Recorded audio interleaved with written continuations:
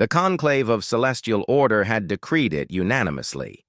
Humanity was too unpredictable, too violent, too ambitious for the carefully cultivated harmony of galactic civilization.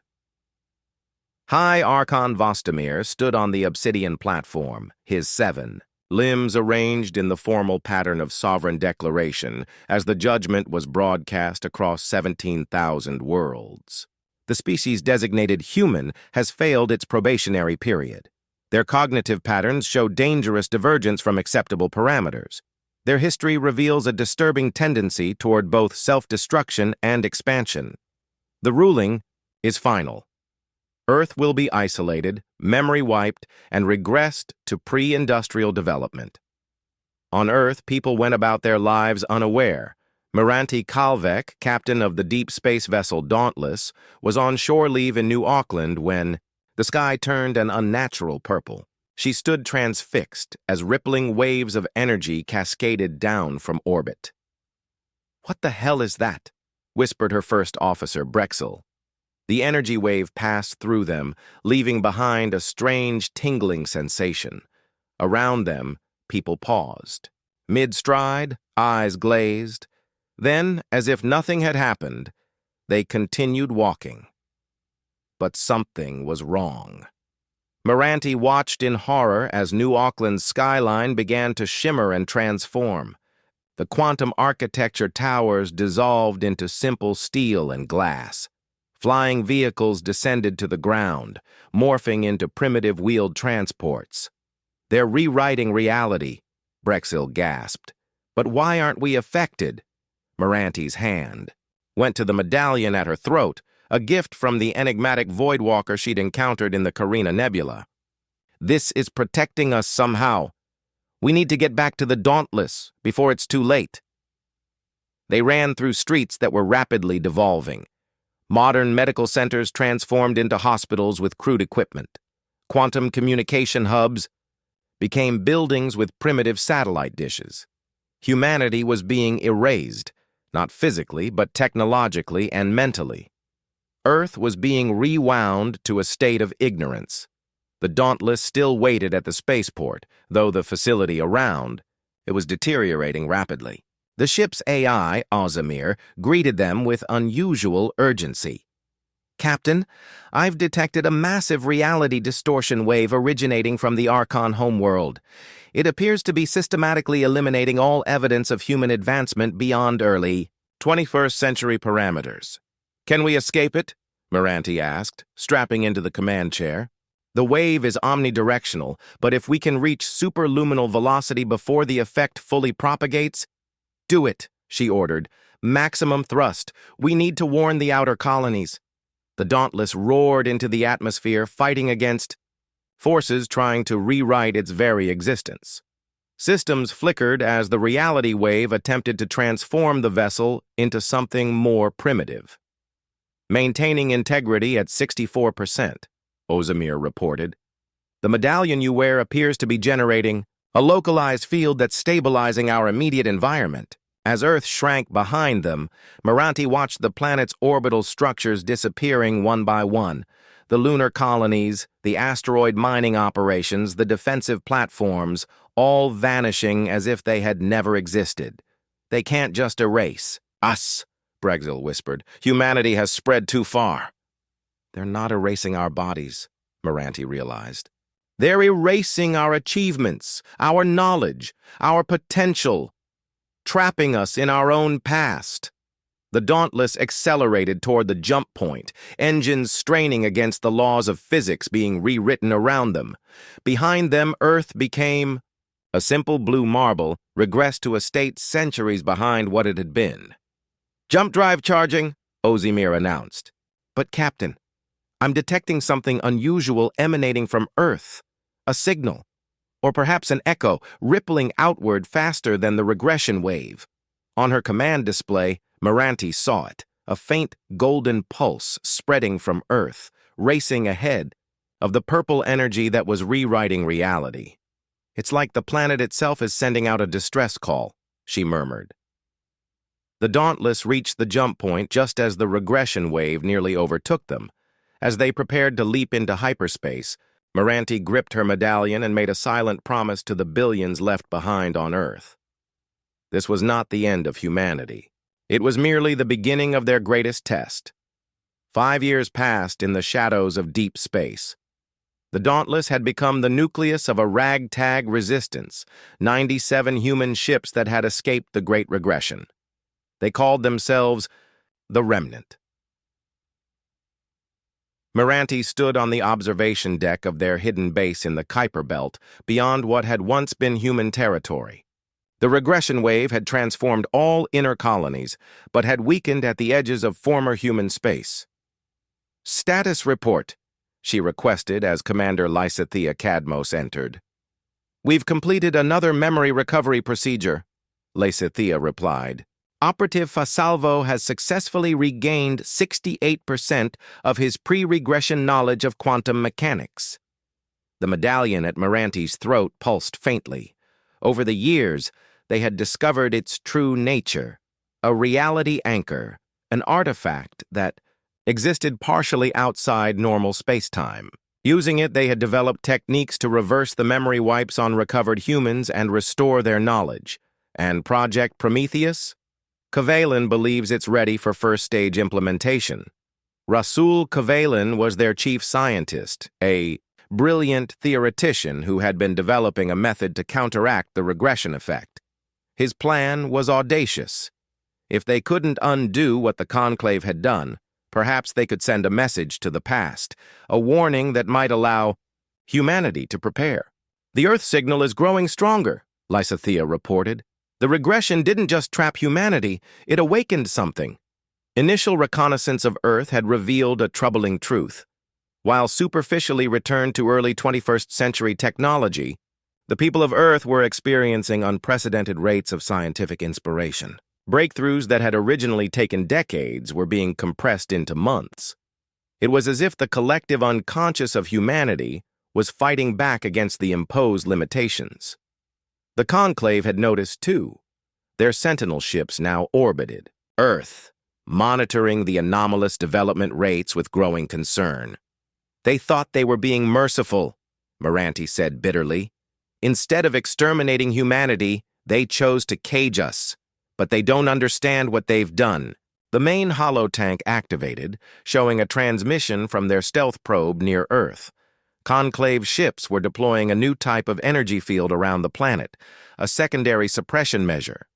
"They're tightening the cage," Lysithea observed. "Because they're afraid," Moranti replied.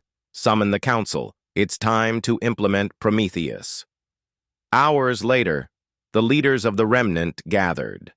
Moranti laid out their plan. Using the reality anchor as a focus, they would attempt to send a concentrated burst of stored human knowledge back through time, targeting key individuals who might be able to prepare contingencies before the regression struck. "It's a long shot," cautioned Kvailin, his artificial eye glowing faintly as he projected mathematical models. "We'll be detected the moment we activate the transmission, and there's no guarantee the message will reach its targets intact." "What choice do we have?" asked Brexil, now scarred from countless infiltration missions. "Every day, the Conclave tightens its grip. This may be our only chance." The vote was unanimous. They would act. The transmission facility had been built inside, a hollowed-out comet, using salvage technology and innovations born of desperate necessity. As the Remnant fleet took defensive positions, Moranti placed her medallion in the central amplification chamber. "Energy signatures detected," called out Ensign Damodar from his monitoring station. "Multiple Conclave warships transitioning in-system." "Hold positions," ordered Moranti. "We need 3 minutes for a complete transmission." The first Conclave ship appeared, organic curves gleaming against the star field. Then another, and another. A fleet materializing to crush the human resistance, once and for all. "Transmission at 18%, reported Kvailin. "The anchor is performing beyond expectations." Outside, the battle began. Remnant ships, cobbled together and outgunned, engaged the Conclave forces in a desperate delaying action. On the main viewer, Moranti watched as the cruiser Defiant sacrificed itself to destroy a conclave dreadnought, buying precious seconds. 40%. Transmitted, Kvalin announced. The conclave is attempting to jam us. Reroute emergency power to the signal amplifiers, Moranti ordered. The comet shuddered as enemy fire found its mark. Warning lights flashed throughout the command center. 65%. Complete. Structural integrity failing. Through the chaos of battle, Moranti noticed something unexpected. The golden energy they had first observed emanating from Earth 5 years earlier was intensifying, spreading through nearby space like luminous threads. "What is that?" Lisa Thea whispered. "I don't know," Moranti replied, "but I think Earth is fighting back." On Earth, Eldon Vray dreamed of stars. As a junior astronomer at what remained of the Planetary Observation Network, he had access to telescopes that were unknown. To him, pale shadows of what humanity once commanded. Still, night after night he observed the heavens with a sense of yearning he couldn't explain. Tonight was different. He'd fallen asleep at his monitoring station when the dream seized him. Vivid images of ships and battles, technologies beyond. His comprehension and a desperate message repeating, "Remember, resist, reconnect." He woke with a gasp, his console displaying unusual readings. A distant comet was emitting energy patterns unlike anything he'd ever seen. "Professor Norakin," he called out, "you need to see this." Idara Norakin had once been Earth's foremost expert on quantum communications, though neither she nor anyone else remembered this. All she knew was the inexplicable passion she felt for theoretical physics that seemed to come from nowhere. "That's no natural phenomenon," she murmured, studying the readings. "It almost looks like a signal." Throughout the planet, thousands were experiencing the same awakening. The Prometheus transmission was reaching Earth, fragmentary, incomplete, but enough to plant seeds of knowledge in receptive minds. In Bangalore, engineer Pravit Mehrotra suddenly understood how to modify communication satellites to detect space-time distortions. In Montevideo, geneticist Valeska Ortega found herself sketching advanced DNA modification techniques she couldn't possibly know. In Nairobi, teenage Jibade Okoro woke from a dream with complete understanding of quantum entanglement principles. The conclave monitors detected the anomalies immediately. Emergency protocols were activated and additional suppression fields deployed. But they were too late. The message had been received. Above Earth, hidden in the camouflage of orbital debris, observer Kilthor watched with growing alarm. A member of the Drahan species, one of the conclave's founding races, he had been assigned to monitor Earth for centuries. Unlike most of his kind, he had developed something dangerous: empathy for humans. "Control. I'm detecting widespread cognitive anomalies," he reported reluctantly. "Request instructions." The response was immediate. "Prepare for Phase 2 containment. The human mind state must be reset again." Kilthor's inner membranes fluttered in distress. Phase 2 would mean a more aggressive suppression. Not just technological regression, but active neurological dampening. Billions would have their cognitive potential permanently limited. "Control. I recommend caution," he transmitted. "Previous interventions have produced unexpected resilience. Further suppression may trigger. Your concerns are noted, observer. Maintain position and prepare to coordinate the reset." Kilthor made his decision then.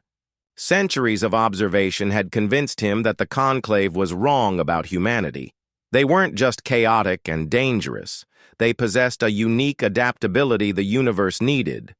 Using his access codes, he disabled the nearest monitoring stations and descended toward Earth in his scout vessel. Meanwhile, the battle in the outer system reached its climax. The remnant forces were being decimated, but the Prometheus transmission had reached 92% completion. "We're losing containment," Kvalin shouted as another hit rocked the comet base. "The anchor is becoming unstable." Moranti watched as the medallion, at the heart of their transmitter, began to pulse with increasing intensity, no longer just glowing but seeming to phase in and out of reality itself. "What's happening?" she demanded. "The anchor isn't just sending our message," Kavalan realized, eyes wide. "It's creating a bridge, the signal from Earth. It's responding to us." The medallion suddenly flared with blinding light, creating a spatial distortion that expanded throughout the chamber. Through it, Moranti glimpsed impossible images. Earth as it once was, Earth as it might be, and something else. A golden network stretching between stars. "Complete the transmission," she ordered. "Whatever's happening, we need to finish what we started." As the final data packets were transmitted, the medallion shattered, not into fragments, but into pure energy that surged outward through the remnant fleet and beyond. On their view screens, they watched in awe as golden tendrils of energy manifested around every human ship, spreading to envelop them in protective cocoons. The conclave weapons fire simply passed through these fields as if they were firing at ghosts. "What is this?" Lysithea whispered. Moranti felt understanding dawn, not as knowledge, but as instinct. "It's humanity," she said softly. "Not as we are, but as we could be." The Conclave Council convened in emergency session for the first time in 9,000 years. Around the perfect circle of night-black stone, representatives of 27 advanced species debated with increasing alarm. "The containment has failed," announced High Archon Vostimir, his voice resonating through the chamber.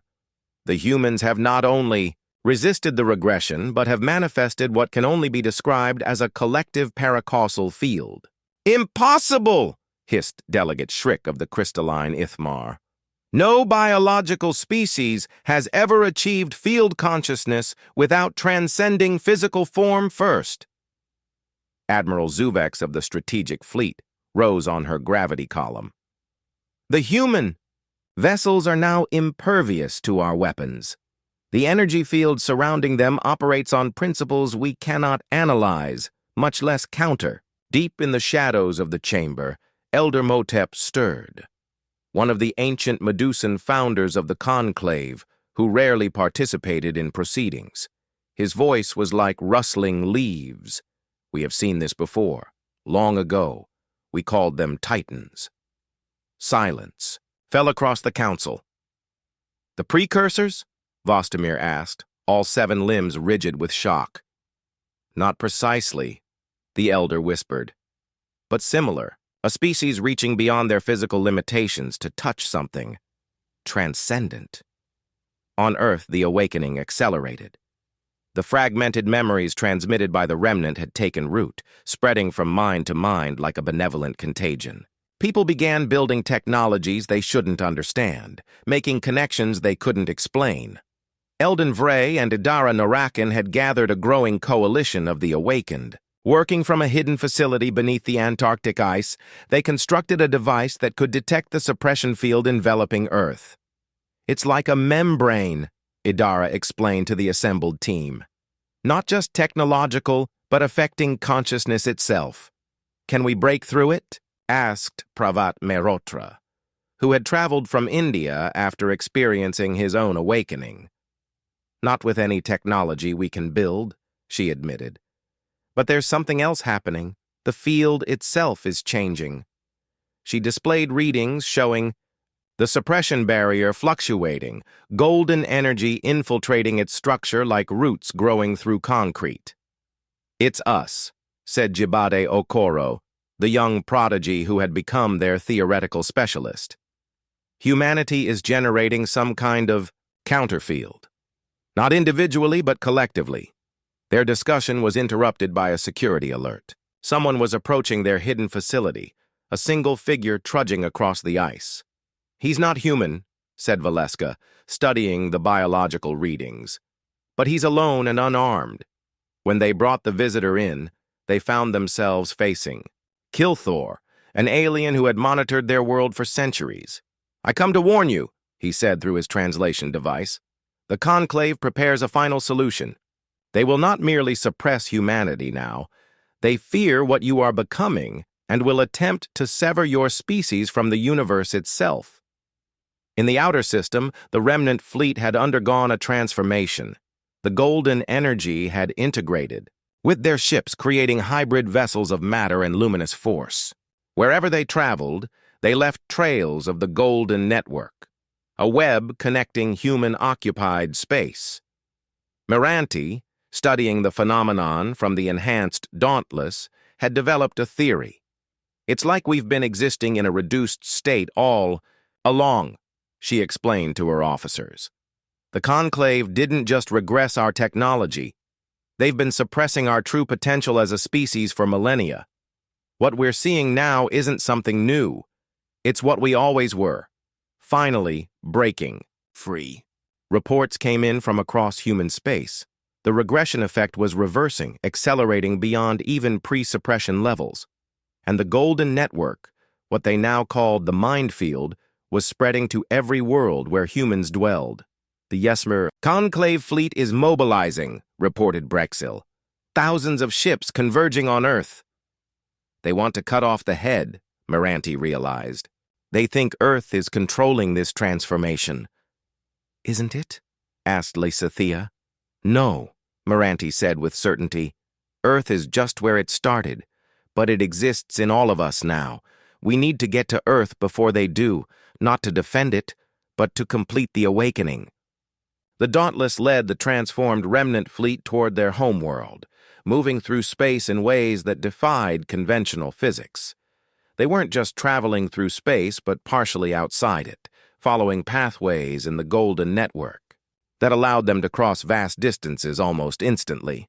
But the Conclave had millennia of technological advancement on their side, and they had declared a terminus edict, the authorization to eliminate a species entirely for the greater cosmic good. The battle for humanity's future was about to begin. Earth hung in space, beautiful and fragile, unaware of the two fleets converging.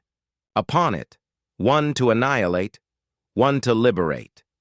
The Conclave Armada emerged first, thousands of ships forming a perfect hemisphere above the planet.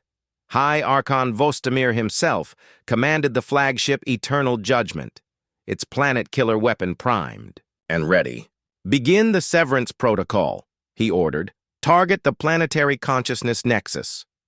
Vast energy collectors extended from the Conclave vessels, drawing power from the very fabric of space. Between them formed a network of crackling purple energy, the same force that had implemented the original regression, but magnified 1,000-fold. On Earth, the skies darkened. People looked up in confusion and fear as the atmosphere itself seemed to warp and twist under the influence of alien energies. In their Antarctic base, Eldon and his coalition watched in horror as their instruments registered the building power. They're going to cut us off from something fundamental, Idara realized. Something beyond physical reality. Kilthor nodded grimly. The convergence nexus, what your kind might call the collective unconscious, but far more. It's the foundation of sentient potential, the wellspring from which all advanced consciousness emerges. Can we stop them? Pravit asked. Not with technology, Kilthor replied. But perhaps you already are. He gestured to their readings, which showed the golden energy, now visible to the naked eye as aurora-like patterns spanning the globe, intensifying in response to the Conclave attack. Your species was quarantined because you access the Nexus differently than any species we've encountered. More directly. More completely. The Conclave feared what you might become. Above Earth, the Conclave weapon reached full charge. Arcs of violet energy began to descend toward the planet, probing for entry points into the collective consciousness of humanity. Then, slicing through space-time itself, the remnant fleet arrived. "My God," whispered Brexil as they emerged into Earth orbit. "We're too late." The Conclave Severance Protocol had already begun, its energy tendrils piercing Earth's atmosphere and driving deep into the planetary crust. Wherever they touched, human minds cried out in agony as their connection to something essential began to fray. "All ships, defensive formation," Moranti ordered. "Target the energy collectors." The transformed human vessels responded, golden energy lashing out to intercept the purple beams. Where they met, reality itself seemed to warp and distort. "Direct. Hit on Collector Array 4, reported Damodar. "Minimal damage. Their shields are too strong." "We can't win this through firepower," Moranti realized. "We need to complete what started 5 years ago." She turned to Kvailin. "The anchor may have shattered, but its energy is within our ships now. Can we use that to amplify Earth's signal?" The scientist nodded slowly. "A resonance cascade." "Yes. If we position our vessels at the correct intervals and channel the mind field, through them, do it," she ordered. "All ships, assume resonance formation according to Kvailin's calculations." The human fleet rearranged itself into a complex geometric pattern between Earth and the Conclave Armada. As they moved into position, the golden energy connecting them intensified. On Earth, something remarkable happened. Every human being, awakened or not, felt a sudden sense of connection. Barriers of language, culture, and distance dissolved in an instant of pure shared consciousness. In that moment, humanity remembered. They remembered their true history, their achievements, their potential. They remembered what the Conclave had taken from them, and they understood what they were truly capable of. The golden energy surged, not just from the remnant fleet, but from Earth itself, from every human mind now united in purpose. It rose. To meet the Conclave attack, not opposing it directly, but somehow folding around it, encompassing it, transforming it. "What's happening?" demanded Vostomir as his weapon systems began to fail. "The humans," his science officer replied in awe. "They're not just connecting to the Nexus. They're becoming part of it." Across Earth, humans stood transfixed as knowledge and awareness beyond their previous capacity flooded through them. The suppression field didn't break. It was simply absorbed and repurposed. In the Antarctic base, Eldon and the others watched as the golden network became visible everywhere, connecting human to human, Earth to ships, and extending outward to the sea. "Stars, it's beautiful," whispered Jabade. "It's what we always were," Idara replied. "What we were meant to be." In orbit, Moranti watched as the Conclave fleet's weapons failed completely. The golden energy now enveloped Earth entirely, extending outward to create a shield no physical force could penetrate. High Archon Vostomir sent an emergency transmission. "What are you becoming?" Moranti answered, but she knew the words came not just from her, but from all humanity. "We are becoming what you feared, a species that cannot be erased, cannot be contained. We are becoming ourselves." The Conclave fleet retreated, their severance protocol neutralized by forces they couldn't comprehend. As they departed, the golden network continued to expand, connecting distant human colonies and outposts. On Earth, humanity began to rebuild, not just their technology, but their understanding of themselves and their place in the universe. They had transcended not by abandoning their physical forms, but by embracing their true potential as sentient beings connected to something greater. The Conclave would return eventually, Moranti knew, perhaps with new weapons, new strategies. But humanity would be ready. They had awakened to their true nature, and there would be no returning to sleep. Kilthor, watching from the Antarctic base as golden light filled the skies, spoke softly to his new human allies. "They tried to erase you from the universe, but instead awakened a Titan. And now the universe itself will never be the same." Across the stars, the golden network continued to grow. carrying with it a simple message to any who could hear. Humanity had returned, not as conquerors, not as destroyers, but as what they had always been beneath the suppression and fear, awakened, connected, free.